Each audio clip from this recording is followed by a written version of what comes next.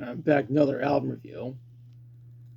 For the next 5 reviews, we're reviewing the soundtracks to 5 different films by Roland Emmerich, starting with the soundtrack to Independence Day. And before I review it, I need to briefly talk about the movie.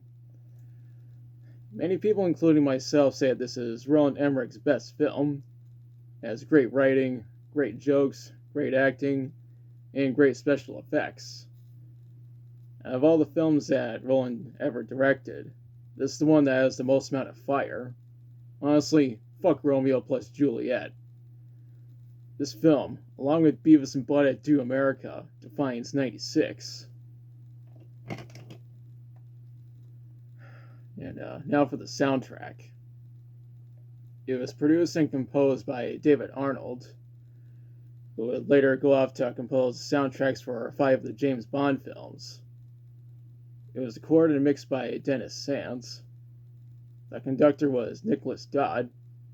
The editor was Laurie Higgins. The supervisor was Robert Kraft.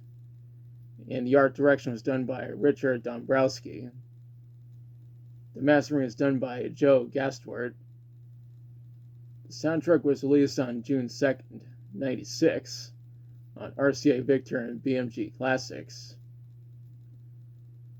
And now let's talk about the songs.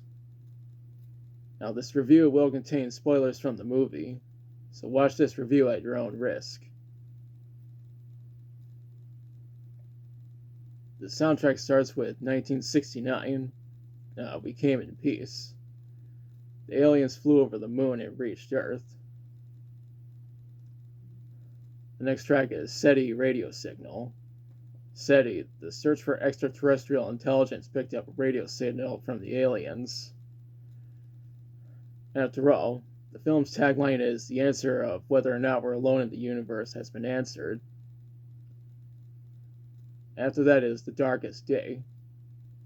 This film takes place over the course of July 2nd, 3rd, and 4th of '96. Next up is Canceled Leave. There's one part where a bunch of cars crash in New York because some of the New Yorkers were looking up at one of the alien ships. Up next is Evacuation. A lot of people try and get the hell out of the cities out of fear of being annihilated by the aliens. We followed up with Firestorm. New York, Washington, D.C., and various other cities were obliterated by the aliens. Air Force One narrowly avoided being obliterated. President Whitmore, his family, and everyone else on the plane got to safety. You may have noticed that the cover of the DVD shows the White House being blown up by one of the ships. This scene is also in the DVD menu. That's followed by Aftermath. Cities around the world were destroyed by the city destroyers, and billions of people were killed. Roland Emmerich always has billions of people dying in his movies, but at least he has the decency to let the dog live. Right after that is Base Attack. Area 51 plays a major role in the film. The US military was initially on board by supplying costumes and allowing the crew to film on military bases. But the military bailed out when they noticed the Area 51 references in the script. The following track is El Toro Destroyed. Emmerich is known for having a lot of destruction in his movies.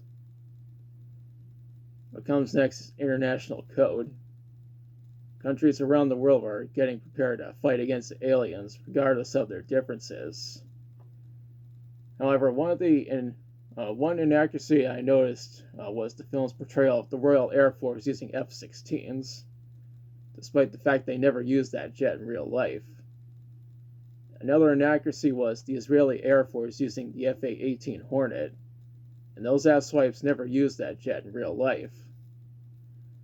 The film also depicts the Russian Air Force still using the MiG-25, even though I couldn't find any information on when exactly the Russians retired that jet.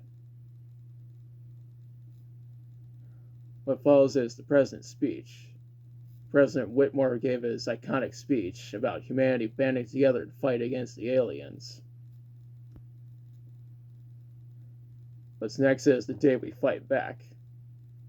President Whitmore got suited up and hopped his ass in an F-18, took the skies with other Marines along with some Navy pilots flying F-14 Tomcats. Captain Steve Hiller and David Levison used the crashed alien ship to dock at the mothership and upload the virus, just so they can bring down the shields. Russell K sacrificed himself and went out kamikaze on the ship, blowing it up and preventing it from destroying Area 51. The second to last track is Jolly Roger.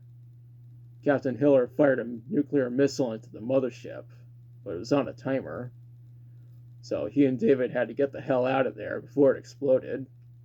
They made it out in time, and they survived the explosion and re-entry. The soundtrack ends with end titles. The aliens were defeated in a very satisfying way, and the end credits started playing. When researching the soundtrack, I couldn't find any information on how it formed commercially. However, I did see that it was nominated for a Saturn Award and an International Film Critic Association Award. It did win a Grammy and a Universe Reader's Choice Award, however.